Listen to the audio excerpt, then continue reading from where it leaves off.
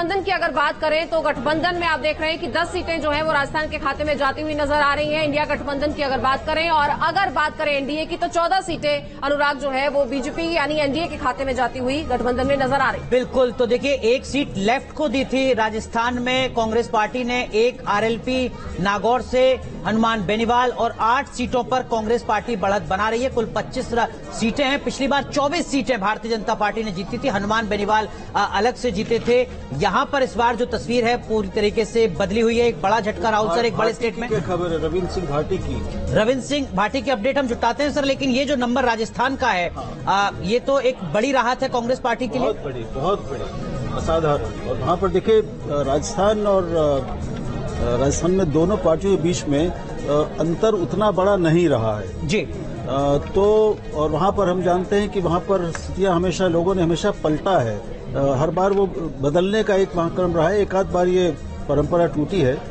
तो वहाँ पर कांग्रेस की जड़ें मजबूत हैं और कांग्रेस भाजपा के भीतर की आंतरिक समस्याएं मुझे लगता है कि लेकिन शिवम त्यागी जिस बात की ओर इशारा राहुल सर कर रहे हैं, क्या वजह आपको नजर आती है? वसुंधरा राजे को बहुत ज्यादा सक्रिय ना करना, क्या ये एक बड़ा फैक्टर है कि कम से कम इतनी सीटें तो आ रही हैं बीजेपी की राजस्थान में, या यही वो बड़ी वजह है जिसके चलते कांग्रेस 8 सीटों पर 10 सीटों पर अपने अलायंस के साथ आगे है? शिवम त्यागी।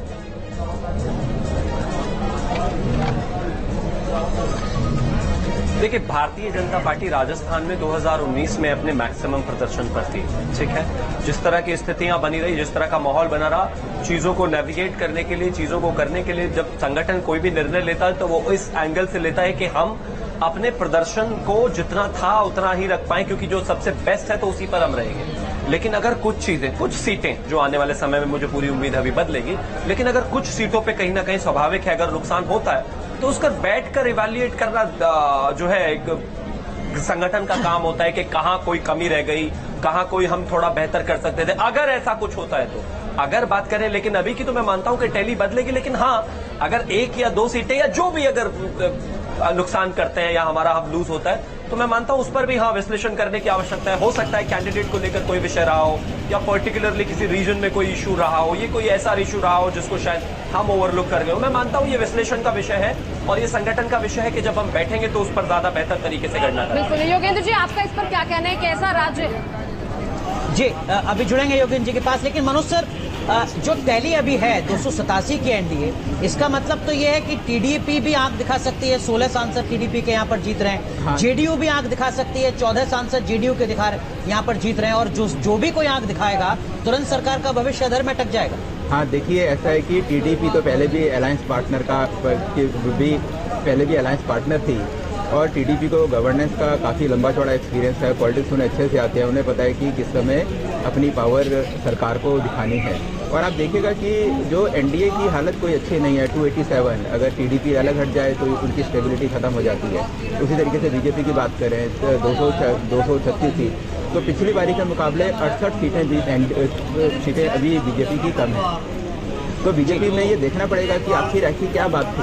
ये तो मतलब ठीक है, जो 2004 वाला इंडिया शाइनिंग पूरी तरीके से नहीं है क्योंकि उस समय वो पूरी तरीके से हार गए थे, लेकिन इंडिया शाइनिंग का मैसेज ये था कि ऊपर बैठे हुए नेताओं को जो दिखता था कि हमारे काम करने में जो में लोगों को काफ़ी ज़्यादा फायदा पहुँचा है, तो ये और जबकि ऐसा था नहीं, तो उस लिहाज से अगर हम देखें तो ये बीजेपी का दूसरा इंडिया शाइनिंग हो सकता है।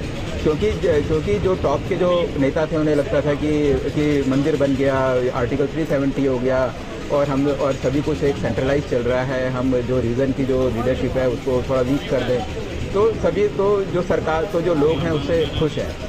लेकिन अब जो रिजल्ट आए, रिजल्ट देखकर लगता नहीं है कि ऐसा जी।